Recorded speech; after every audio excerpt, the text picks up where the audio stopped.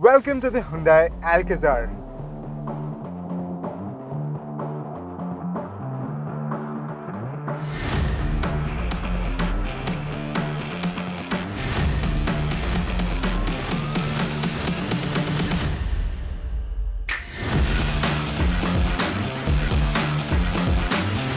In simple words, it is a longer version of the Hyundai Creta, engineered to accommodate an extra row of seats. So the Alcazar builds onto the strengths of the Hyundai Creta, and it has its own unique selling proposition, that is, it can ferry 6 or 7 passengers. Now for 2023, the Alcazar gets an all-new turbo version, and that is going to be the subject of this review. As its name suggests, the turbo version is powered by a 1.5-litre turbo-petrol engine that makes 160 horsepower and 253 Nm of torque. It is mated to a 7-speed dual-clutch automatic, and it transmits power to the front wheels. Now, if those specs sound familiar, that is because they are. This is the same powertrain that does duty on the new Verna as well as the Kia Carens. This turbo-petrol engine replaces the 2-litre naturally aspirated petrol engine of the earlier iteration.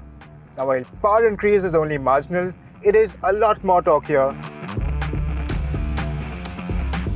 First impressions, it is a very likable engine. It is smooth, it is quiet, and it is very refined.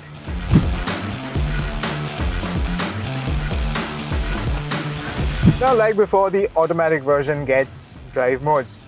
There's Eco, there's Normal, and then there's Sport. Now, in Eco and City, responses are very gradual.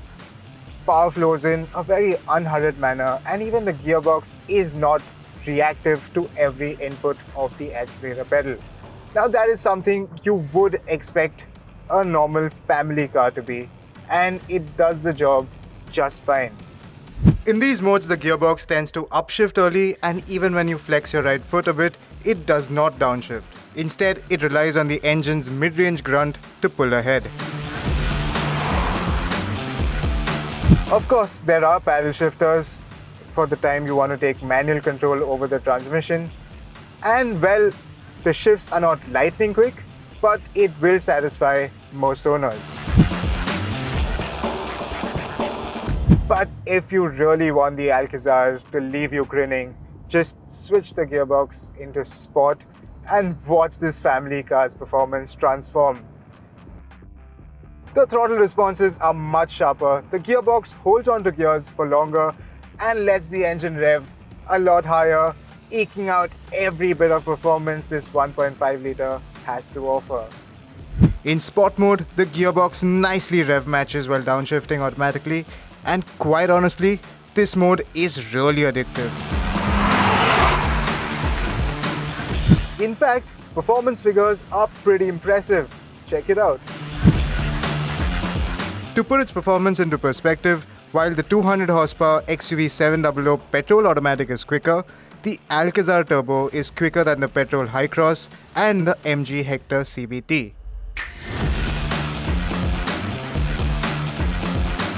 This is a larger car, and expectedly it is 185 kilos heavier than the Verna with a similar powertrain. So fuel efficiency is bound to be lower. How much lower? Here are the numbers on your screen. A new addition this time around is the automatic engine stop-start feature to save fuel while idling. During our tests, with outside temperatures touching 40 degrees Celsius, the car was running throughout, and the aircon worked overtime to keep the cabin cool. One issue that I'd like to point out is that at low speeds, when you're in crawling bumper-to-bumper traffic, it doesn't feel particularly smooth. It can feel a bit jerky at times. Now, I suspect it's due to some sort of throttle calibration, so no matter how hard you try to be smooth, it still does feel a bit jerky. Moving on. The ride quality is a touch firmer at low speeds, and it can feel a bit busy. it is not as cushy or as plush as the MG Hector. But unlike the Hector, there are no pitching or vertical movements at higher speeds when you're going on the highway. This one feels well behaved and relatively well controlled. What I really like is the perforated leather steering. It feels really nice to hold and exudes a really nice and sporty vibe. Now that you know how the Alcazar Turbo drives, let's move on to the other aspects. We've got two Alcazars lined up. This is the pre-facelift version, this is the 2023 facelift version. How do you tell them apart? Look at the front grille. This one has a larger, a more imposing and a nicer looking grille thanks to these smaller chrome elements. This one on the other hand is a lot slimmer and the elements inside are much longer, and at least on first impression, this one looks like a Creta. From the rear, the pre-facelift and the facelift looked identical, save for this turbo badge on the 1.5 turbo-petrol version. What's also interesting is that Hyundai has stuck to their 3D chrome finished logo instead of the 2D satin finish logo which we've seen on the modern Hyundais. In profile, these cars are identical, but the facelift version also gets a DCT badge with this turbo petrol car, and this being a signature option variant with the automatic transmission, it also gets a footstep on the side. Now the thing is, for taller people, when you're getting in, this footstep is a little inconvenient as it tends to graze with your jeans and you're most likely going to get them soiled. Moving over to the inside, everything remains identical to the pre-facelift version. You still have the brown and black color scheme, which certainly looks appealing, but when you touch and feel the materials here, it's a bit hard and plasticky. I wish Hyundai would have upped the cabin's premium quotient by giving soft, padded materials inside, something like what MG did with the Hector and Hector Plus facelifts.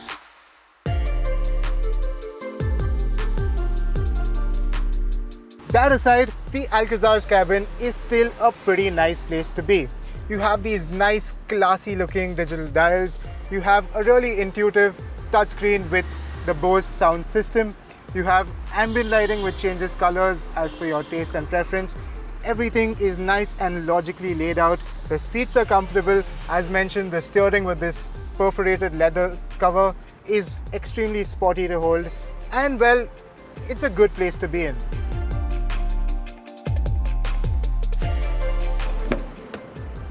Now let's check out the USP of the Alcazar, and that is its third row of seats. So folding down the middle bench is very easy. It folds down in a split format 60-40 and it tumbles forward, so getting in is not a big deal.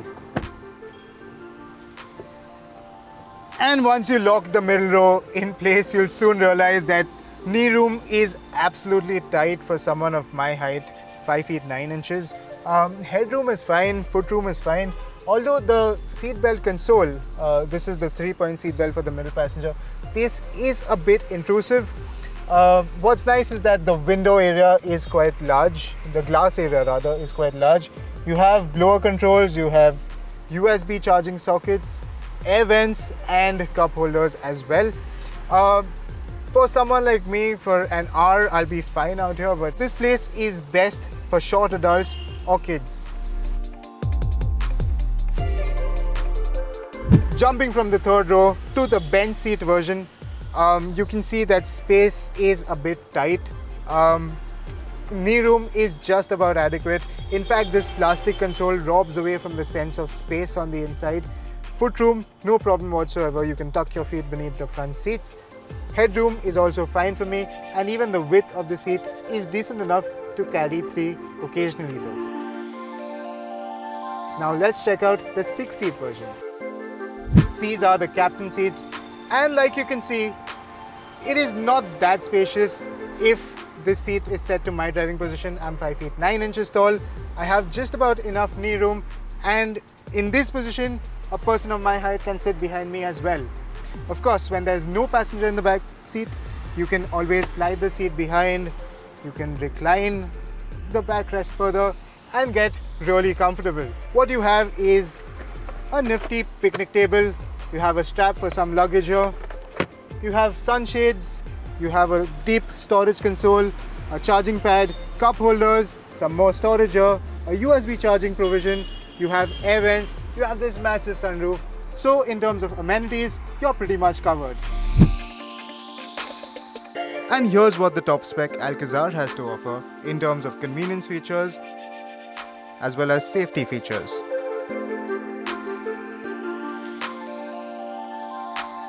It does miss out some features like a heads-up unit and electric tailgate, but more importantly, it misses out the ADAS features. Not only does the competition offer ADAS, but even the cheaper Verna has it on offer. Before giving out the verdict, here's a look at the prices of the Alcazar Turbo range. A manual transmission is only available in the lower variants, while the automatic DCT is reserved for the higher variants. So in conclusion, where does the Hyundai Alcazar rank in its segment of 7-seaters? Well, the Toyota Innova Hi-Cross is a lot more spacious, the MG Hector is a lot plusher and a lot more luxurious, the Tata Safari is tougher and more rugged, and the Mahindra XUV 700 is a well-rounded mid-size SUV. But the Alcazar's strengths lie in its user-friendliness, its laundry list of equipment. Of course, it misses out a few features, but it has pretty much everything that buyers are looking for. And then there's the fact that the top variants are a lot more affordable than the competition, making it a value for money proposition. And the new 1.5-litre turbo-petrol engine makes the Alcazar a much spicier package than it already was.